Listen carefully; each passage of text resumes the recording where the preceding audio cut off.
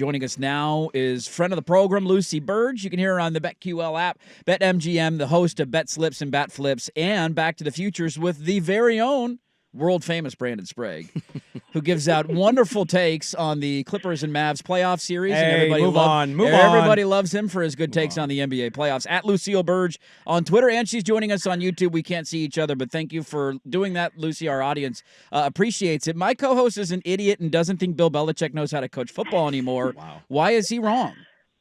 Well, he's not an idiot. I mean, it was the Mavs tweet heard around the world, I think. Daily Mail picked it up. Everybody had it. Very, very proud of Sprague for that and for everything else.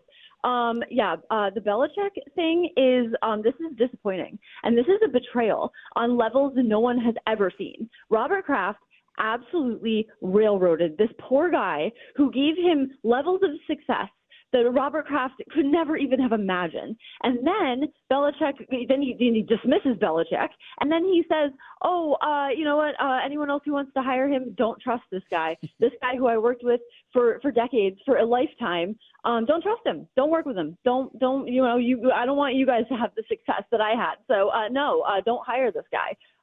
This is just a horrible thing, and I hope Belichick flies like the wings of an eagle's nest from the Patriots and further in his career as a broadcast NFL analyst. Well, Lucy, I'm curious, how have Patriots fans handled this divorce? It's Wickersham and Don Van Natta hop on a story.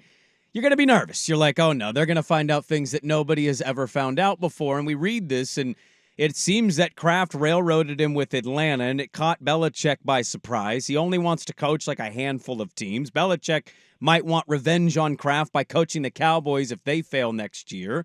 I'm curious how Patriot fans handle all of this because they lose their beloved Tom Brady. He wins a Super Bowl. Kraft chooses Belichick, or sides with him at least.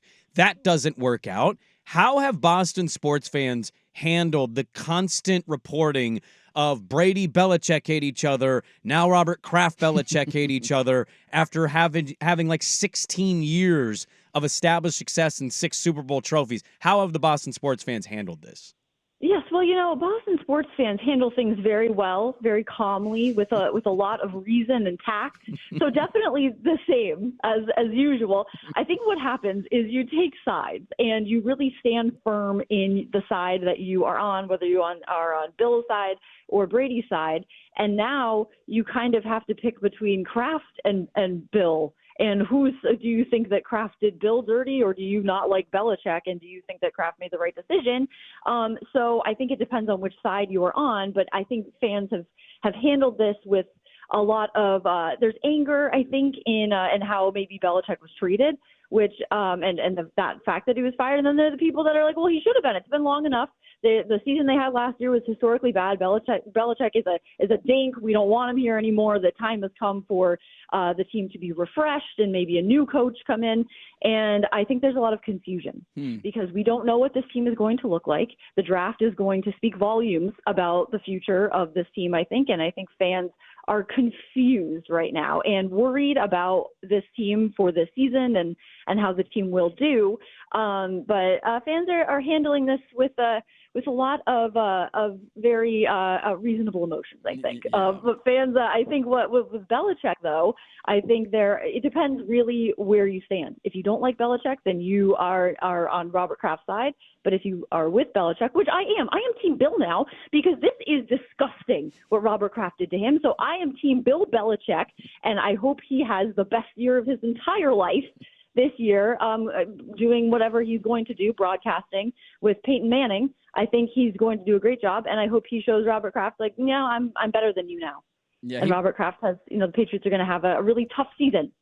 He was awesome on McAfee yesterday. I don't know how many other appearances he's done. He was really good, and I thought, like, God, this guy's going to be awesome. He can turn it on when he wants to. He can. There's personality there. The guy was glowing. The guy was amazing. He's got that. I looked up at the TV and I was shocked. I was like, oh my God, that's Bill. You think about the his press conference with Robert Kraft. but also with the final game of the season, he looked weathered. He looked tired. He looked sad. He had the hat pulled down over his eyes, walked off the field. And now the guy is sitting in sunlight in his beautiful home with the backdrop of Kings behind him. And it spoke volumes about how he feels now not being the coach of working for Robert Kraft. And now he gets to just enjoy maybe retirement from being an NFL head coach, although I think maybe he intends to coach again perhaps, which I don't think he should do. Stick with TV. Like you said, Sprague, you turn it on when he wants to, because this guy knows that he is auditioning for future roles potentially. When he was on College Game Day, I think it was the same thing because he knocked it out of the park. And McAfee, he looked comfortable. He looked happy. That's what I want for Bill Belichick. I want him to be comfortable and happy and seen caught by Dumois going on dates. That good for him. Good for him. I think he is enjoying this, and I hope he enjoys it to the fullest. He looked incredible. Keep that lighting. Keep wherever you are broadcasting from, wherever you were sitting, stay there because you looked phenomenal, Bill Belichick. He had the 6 Super Bowl trophies behind him, did. too. Like, just such a baller move. Just mic drop. Look at this. Lucy Burdge is our guest. Bet Slips and Bat Flips, Back to the Futures with our very own Brandon Sprague every Sunday night on the BetQL app and at Lucille Burdge on Twitter.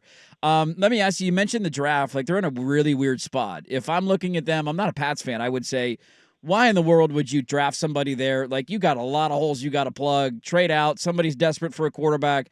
You need more piece than just one. What's the opinion of Pats fans of what they should do? And is there one quarterback that if they take, they're either rejoicing or panicking? Like, what's the feeling about what they're going to do at number 3?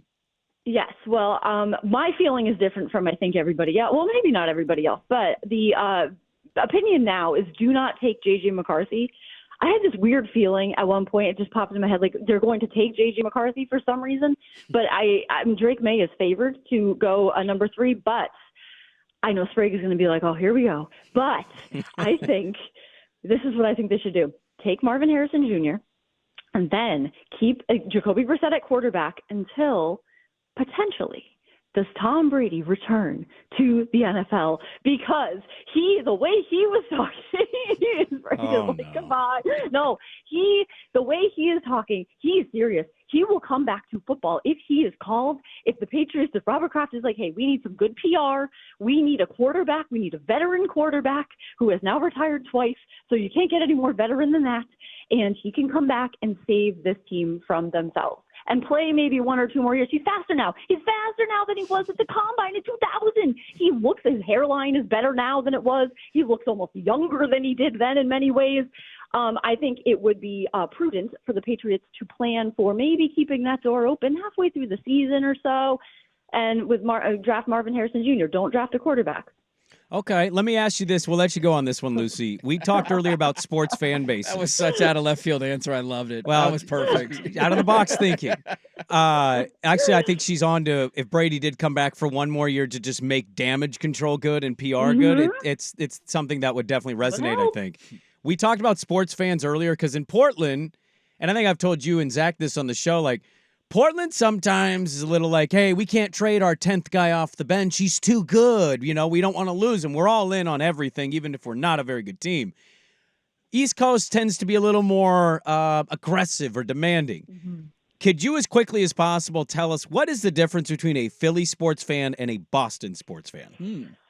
Yeah, Philly sports fans suck, and Boston sports fans are really great, and thus is the difference. Okay. No, Philly sports fans, I think, are not as classy, as Boston sports fans are really classy about the way they go about it, and then they end up winning things as well, and there are a lot of parades, and Philly sports fans are like. I don't want to be too mean, but, not as fans out here classy. But Philly sports fans not as classy as Boston sports fans. Okay. Is how I would describe it. That's a fair take. I like that. Lucy Burdge is her name. You can hear her and see her every Sunday with our co-host Brandon Sprague. Back to the Futures, also Bet Slips and Bat Flips at Lucille Burdge on Twitter. Thanks for the insight on Bill Belichick. I love the Tom Brady take. Thanks for hopping on, Lucy. Let's catch up again soon. Thank you, guys. I will talk to you soon. Sprague, I will talk to you soon. There you go. Great stuff from Lucy Burdge on the Pats and the dynasty and the end of the run there in New England. I think the Apple TV doc plus the piece, I do think most people are with her of like, it's Belichick. Look, Robert Kraft is the owner, right? He still dictates everything. They're going to probably ultimately be loyal to the team and the colors. Mm-hmm. But I think if you were to ask the fans how you feel about it, the guy putting in the hours of film sessions and getting defenses ready for Super Bowls and right. putting 6 rings on his hand and helping Kraft kind of change what New England was in general when he bought the team. Yeah, I think those two things existing have put people on the side of Belichick, because you didn't. I don't think you watched the Apple TV thing, did you? I have not yet. No. I thought it was I was surprised at how good it was. I was like, this is pretty good access. It definitely leans Kraft. Feels like a lot of people have said it's a Kraft puff piece. It that is. He was the one that orchestrated it. It kind of blames Bill for the end and everything, and then plus now this piece comes out, and clearly there's Kraft sides of sourcing here that it's like, talking about how awful Bill is. And I think Bill probably is awful and miserable when he's working. How many head coaches in the NFL aren't awful to deal with? Right, but it sucks when you find out that like somebody that worked with him that long kind of backstabbed him. Yeah. You don't have to like him. You don't have to root for him. You could have just told Arthur Blank, we won. Point blank. He's hard. He works. Yes. There you go. Good luck. You don't have to be like, well, he's miserable. You can't talk to him. He's not fun to work with at all. Like, you didn't have to go that deep if indeed the piece is correct. Let's get to a little bit of this next, because I read through this yesterday. We're not going to go through the whole thing, but a couple of snippets on what the offseason was like for Bill Belichick, and then his media appearance yesterday I thought went really well.